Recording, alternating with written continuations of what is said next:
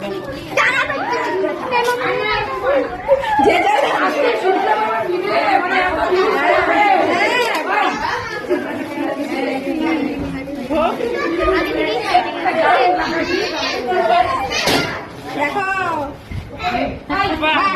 সুন্দর হয়েছে কালার।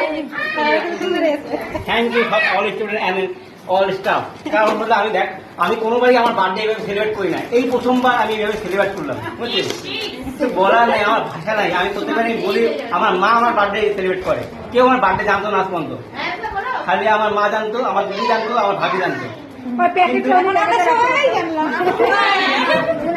আমি কালকে রাতেবেলা কটার সময় ঘুমাই জানি? 4টার সময় ঘুমাচ্ছি, যে আমার বার্থডে এবার আমার সেলিব্রেট হবে।